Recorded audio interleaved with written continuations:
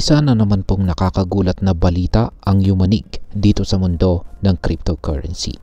At yan po ang pag-aresto sa sikat na crypto influencer na si Ginoong Ben Armstrong o mas kilala bilang Beat Boy. Ayan, marami siguro sa inyo ang nakakakilala sa kanya. Marami ang nagulat nang lumabas ang balitang ito dahil sa kanyang malaking impluensya sa crypto community. Pero ano nga ba talaga ang nangyari? Bakit po siya inaresto? Kaya yan po ang siyang ating aalamin sa video na ito. Pero bago po tayo magpatuloy ay pakibasa na lamang po ang disclaimer dito sa ibaba ng ating screen. Ayan. Ano nga ba ang mga detalye sa kanyang pag-aresto? Nito pong March 25, 2025. Ayan, kahapon lamang po yan ay inaresto itong si Ginoong Ben Armstrong sa Volusia County, Florida matapos umanong magpadala ng mga banta sa isang hukom sa Florida na si Judge Kimberly Child. Ayan, ayon sa mga ulat ay ginamit ni Ginoong Armstrong ang kanyang email upang magpadala ng mga mensaheng may pagbabanta sa nasabing hukom. Dahil dito ay agad po siyang inaresto at kasalukuyang nakakulong ng walang piyansa. Ayan. Ayon po sa Volusia County Division of Corrections, tinuturing si Ginoong Armstrong bilang isang fugitive. Ayan, fugitive from justice. Ayan. O isang taong tumatakas mula sa batas. Ayan, taong tumatakas mula sa batas. Fugitive from justice. Ibig sabihin ay maaring mayroon pang iba pang kaso laban sa kanya sa ibang estado or states. Dagdag pa rito ay bago pa siya maaresto noong March 21, 2025, inamin na ni Ginoong Armstrong sa kanyang ex, dating Twitter account, na ang warrant laban sa kanya ay may kaugnayan sa mga email na kanyang ipinadala. Ngunit hanggang ngayon ay hindi pa kinukumpirma ng mga otoridad ang eksaktong nilalaman ng email na ito at kung paano po ito direktang nakaapekto sa kanyang kaso. Ngayon ay ito ba ang unang beses na naharap si Ginoong Armstrong sa legal na problema?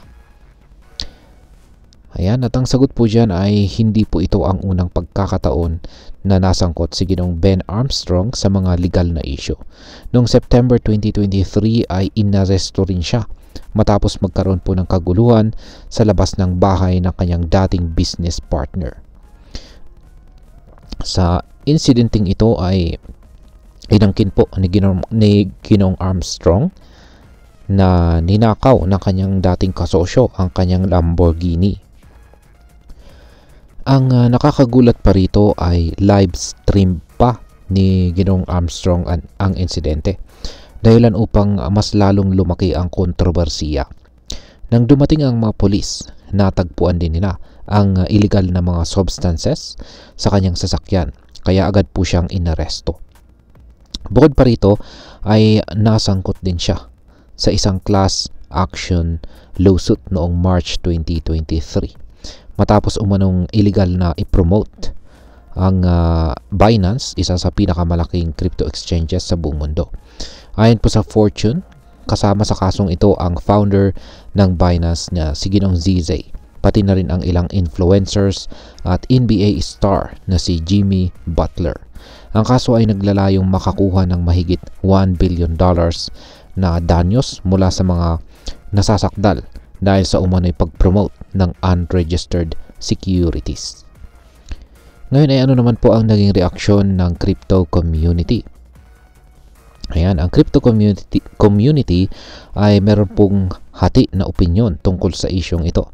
Ang mga taga-suporta po ni Ginoong Armstrong ay naniniwala na kanyang pag-aresto ay isang overreach o labis na hakbang ng mga otoridad, samantalang ang kanyang mga kritiko ay tinuturing ito bilang isang patunay na siya ay may pattern ng hindi responsableng kilos. Dahil dito ay muli na namang napag-usapan ang responsibilidad ng mga crypto influencers at kung paano po sila maaring maapektuhan ng mga regulasyon.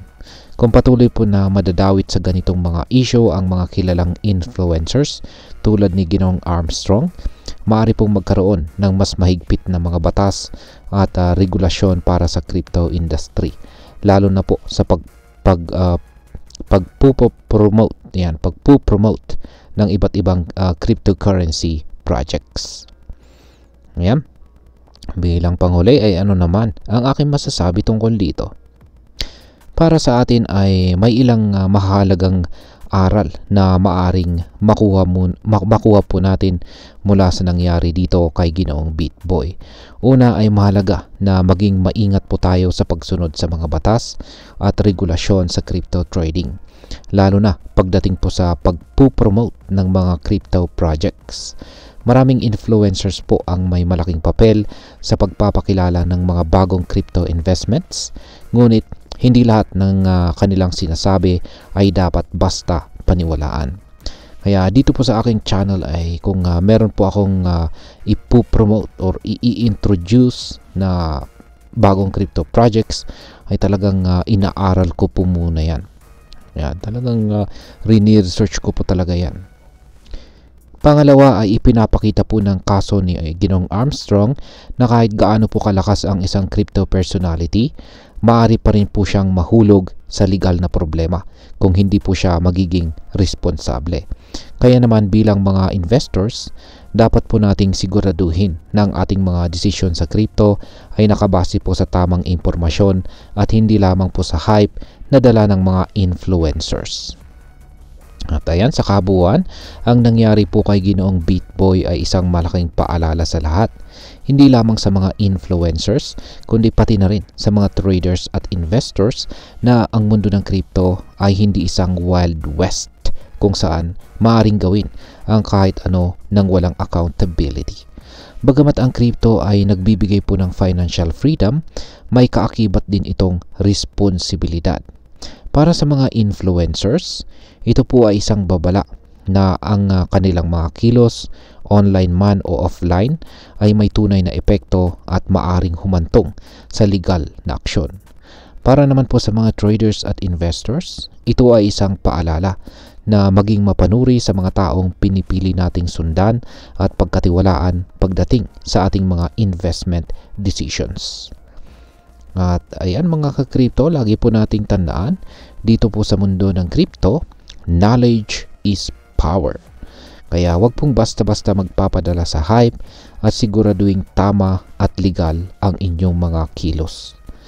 At ayan, hanggang dito na lamang po tayo sa video na ito mga ka-crypto. Marami pong salamat sa panonood. Ingat po tayo lagi at God bless po sa ating lahat.